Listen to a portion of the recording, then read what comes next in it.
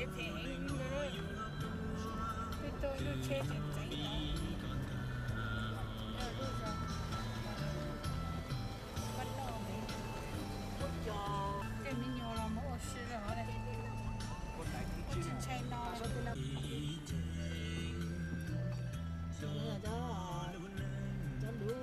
lú cái cây mà như chữ rồi đâu bây giờ mong cái mong chế sạch phải nên nhiều yếu tố mà cả cái cái này là không cần đó đồ mùa à lúc nào bé là thì có nhắc nó tham đâu dễ dàng có bây giờ mùa đó lúc có xả rồi tham đâu muốn đâu hí ô mình mua nhá phải tala lá lo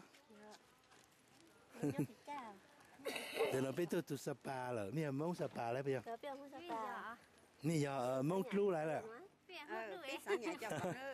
là giờ mình lúc nào nói gì cháu phố đi nó là chỉ nhà nó xí này tiếng chán đồ hay là cháu phố đâu là chán đồ đâu là ở nhà biết tôi chỉ dùng nó nhiều này để nói lúc bao giờ ở tại sai nè nhớ cho về Sapa cho tôi đi thông theo với nhà tôi sai lúc bao giờ nữa mấy giờ mong mấy hôm lúc bao giờ nữa hôm nay chăng á bao giờ chăng đó chỉ bao giờ chăng bao giờ chủ đó dễ chăng dễ chủ đó bao giờ chăng giờ thì sai lấy chăng là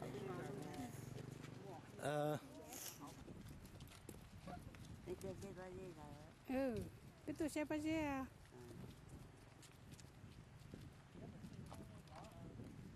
này là cái chả mình nhà chị bây giờ mình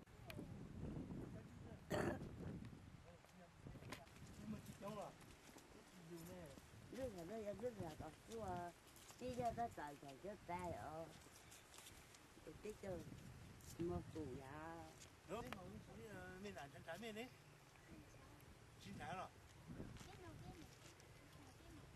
đó hả ôi là bây giờ mình được ăn cho bì kỹ cho nó mà tay thì chỉ có thịt cho thấu là nha thấu tê du thấu vẫn lời rồi du mấy thế như du nói này đó ồ bây giờ đến để luôn đấy rồi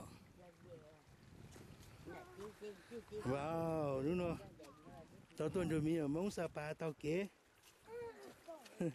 tên giờ mình lúc giờ nói hú lấy chá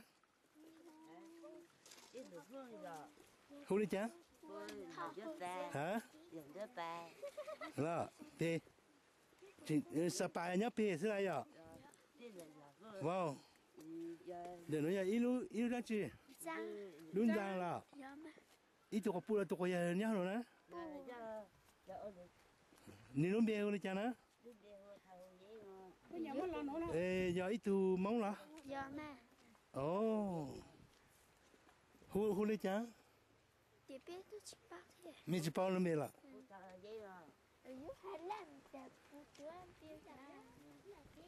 có được có lo đó là tao có chi nô là ít tụi cô phụ lại à là ni là lao đó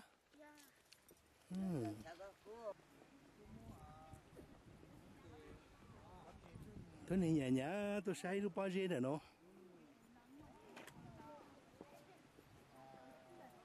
bây giờ nói phía cho mông à phía cho mông tôi à bây giờ không đưa là để xin mấy mua sành hát lại bây giờ cái mùa à ở bây giờ sành nó chứ nữa để mới nhang là mông tình bên mông tiểu thì mông lu nó thì sành mông thọ nữa thì bên chỉ mông được dạng này là siêu bây giờ mông thọ bây giờ mông hai cụ tụi phụ này mông thọ lu cái gì mông thọ là ô thì cái tụi giờ mông thọ thì cái gì mông thọ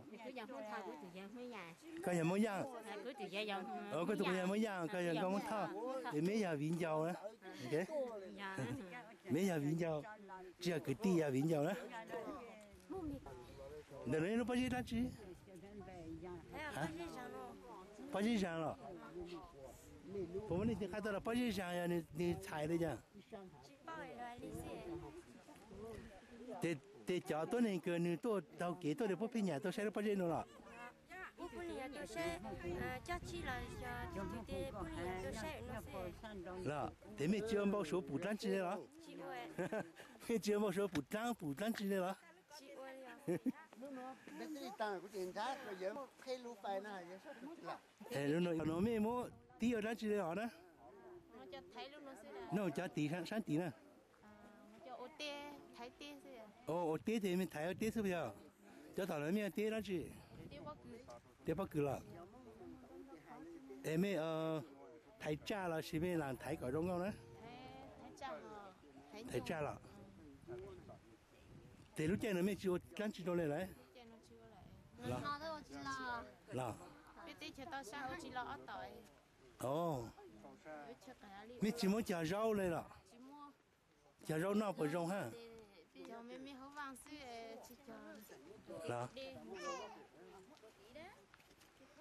Hey, huh? are you 17? yeah 17 No, I don't think so. No, I don't sure Maybe you're about 14, right? What year you born? Yeah, 14. You're still young. No, no, thank, no, thank you. I have it. I don't. Where you born? I will ask So, how long you been speak English? how long No. I've been like 7 years old 7 years already. So you learn how to write, how to read too. no I cannot write You cannot write, you cannot read. You just speak. Just speak. yeah I can speak Oh, now very good. Sometimes I go to internet sometimes I read a little bit Oh yeah, very good. You go to internet and you read the internet. You only know how to talk. Okay. but not a lot Yeah. Later you will know it. 17. Ah. before I been to the guy also but now I stop Yeah. yeah Now you stop. now Why? I stop here I selling Now you still in You're school? selling? no I don't go to school I'm married very Wow. You just help mommy. Daddy work, right? Okay. You tell the mommy and daddy, I want to go to school in Lao Cai. oh Maybe you learn how to read, how to write. Yes, chị tao. You can work in the city, right? yeah I can go yeah Okay. And Yes, you good. had to go America. No. because I know how to passport What's your You name? had to learn. What's your name? pen Pen yeah but my country the more people my name England pen and the more people like the paint What, you and want what last name? last name pink Ping? Yeah. Oh, I No. never heard the last name Ping. pink Name? What your name? yeah Your pink Ping? last name? last name yeah No. Có lúc sẽ. lúc gì lo lúc gì muốn tên à Muốn tên. Muốn Tình. Có lúc tên. No. Lúc last name cho muốn tên. What's your name? Hey. Cái gì muốn là? Last name. chú à Cái gì chú là? Chú sẽ là muốn là gì? Sẽ là. Cái tôi là. 왜 또 롬을 보여왔지 마 Bên tôi xem mẹ sư. Cái xe mình thì biết chú rong xa là. Tôi phụ mẹ sư rồi.